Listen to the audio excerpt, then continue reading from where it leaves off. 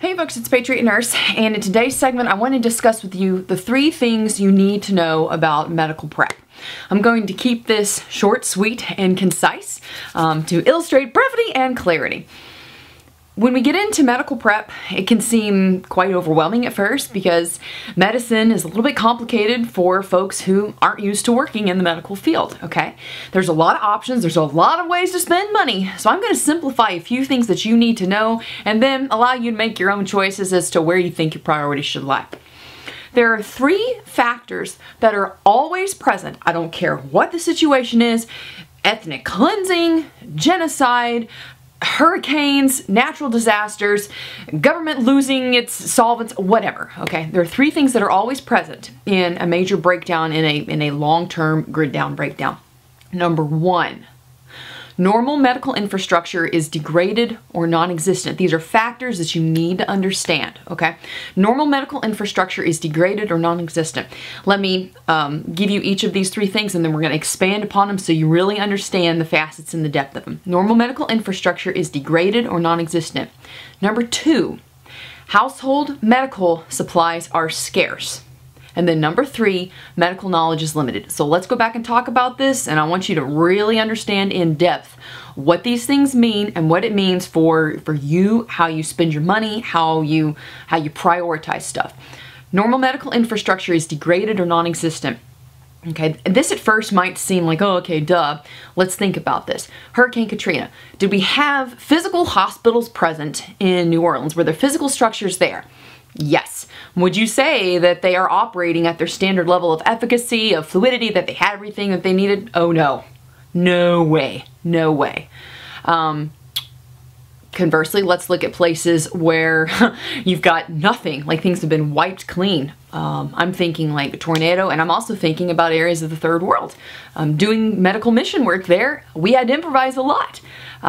In places where I worked in Indochina, we literally strung up tarps because we had to, to make things, we had to make more infrastructure to handle the patient load, okay? It wasn't there, so we had to make it, all right?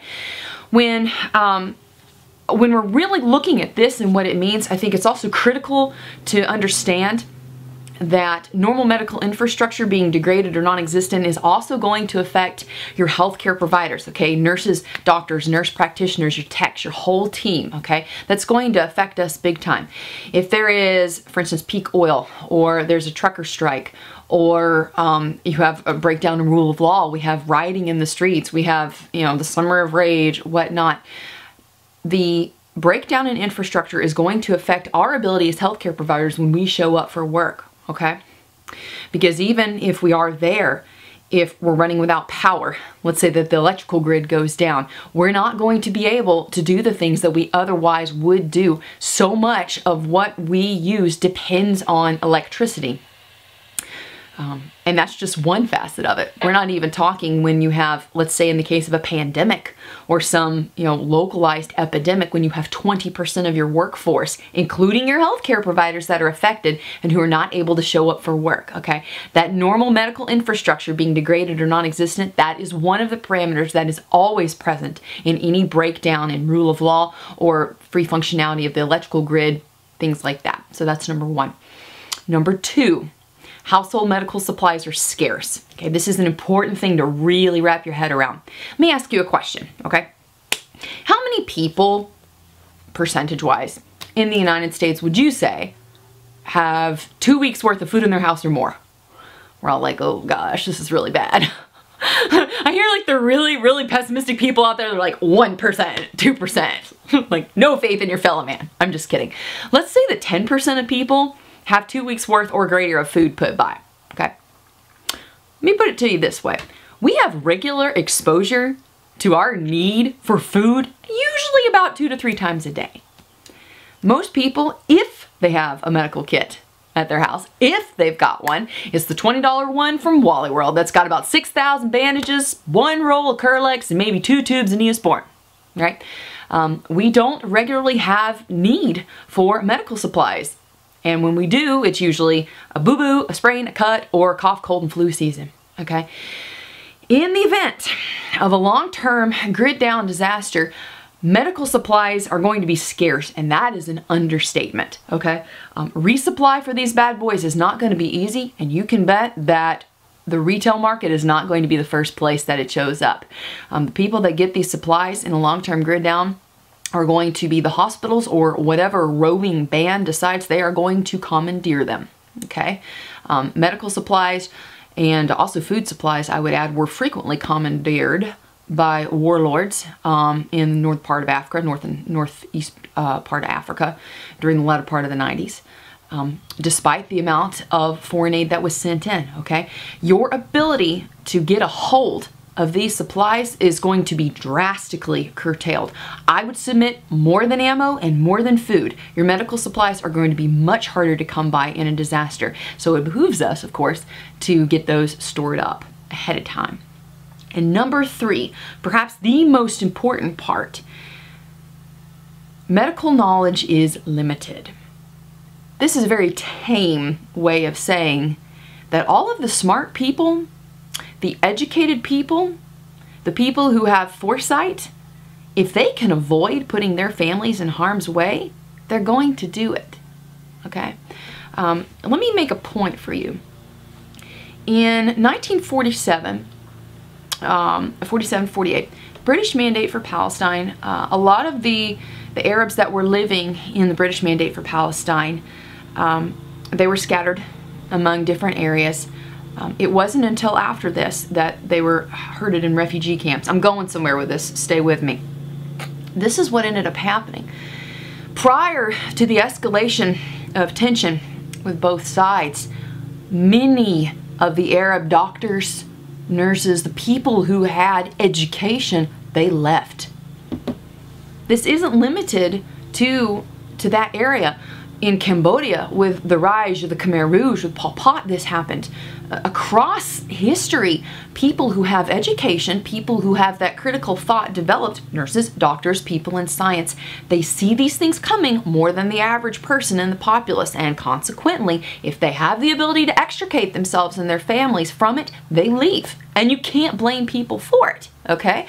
Many healthcare professions take oaths, etc., to stay, and that's good, but let's come down to this, guys.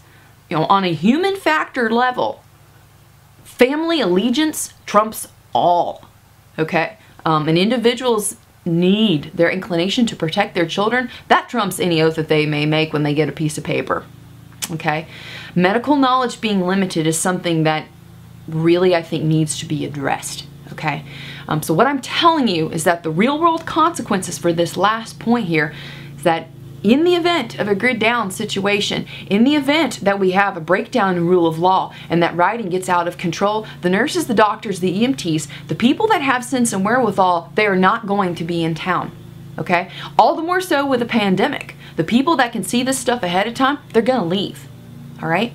Which means then that there is going to be a vacuum, a deficit of people that have the knowledge and skills to be able to take care of folks, to be able to use these medicines, to be able to use these systems, the drugs, the IV lines, the pumps, all of that stuff. They're not going to be there, okay? What does that mean for you? What does that mean for the average person who isn't a healthcare provider or a medical professional? What that means is that if you are able to go to a hospital, that normal medical infrastructure that is degraded or non-existent, if you are able to get there, despite the roadblocks, the rioting, the violence on the way there, the hospital that you show up at is not going to have the supplies. Household medical supplies are scarce, let alone the ones in the hospital. The hospital's not going to have the supplies. It's going to be incredibly understaffed. If you can get in there, your wait times are going to be drastically increased and your quality of care is going to go down, all right? The best way that you can prepare yourself is to address each one of these issues specifically, okay? The normal medical infrastructure being degraded or non-existent, you're not going to be able to fix that, but you are capable of being able to fix the last two. The household medical supplies, for sure, you can store up your supplies, but the medical knowledge being limited part. Not everybody has a nurse or doctor in their neighborhood or nearby or in their family. But what you can do is to invest in yourself, to invest in your skills, to invest in your knowledge, okay? And that's one of the reasons why I do what I do, all right? Medical Prep 101, 201, 301, and austere birth. All these classes are going to be available this year.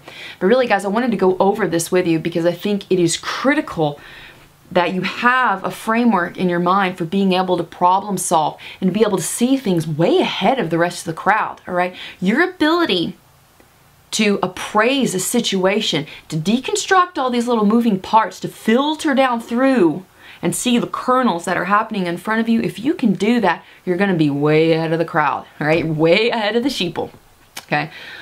It's important. It's important. So I just wanted to go over those things with you today. If you're interested in this and if you're like, whoa, I want to learn more, come out to class. We go over this stuff in depth, in detail. I think one of the common things that isn't quite so well understood about the classes that I teach, this is not basic first aid, guys. I'm not teaching first aid. If you want to learn first aid, go to the Red Cross. They have a great program. I recommend it. But if you want to do prep or medicine, if you want to learn how to take care of your family when there is no place to take them to, then you come out to class. Check out the website, thepatriotnurse.com. The full schedule for the classes is there, and also a class description as to what we cover. It's important that you get trained, guys. It's important that you store your supplies, but this is the thing, you are going to eventually run out of supplies or have to improvise. A supply, a piece of equipment, is purpose-driven, all right? Your ability to know which supply to use is directly correlated to your knowledge base up here, okay? I don't care where you go in this world. If you've got the skills and the knowledge, okay, you can use whatever you find. But you gotta know how to use stuff. You gotta know what you're going for. I hope today's video was helpful for y'all. If you did enjoy the video today, please subscribe to me, like me on Facebook, follow me on Twitter. Also, make sure you check out full30.com. All of my stuff shows there first. Full30.com is gonna get all of the videos at least a few days ahead of YouTube, so if you wanna stay in the loop and get the very best at the quickest rate, then that's where you're gonna go. I'll put a link in the description box below to the Full30 channel. Go ahead and subscribe there. Hope today's video was helpful for y'all. Check out the website, thepatriotnurse.com. For now, it's Patriot Nurse signing off, and I'll see you guys later. Bye.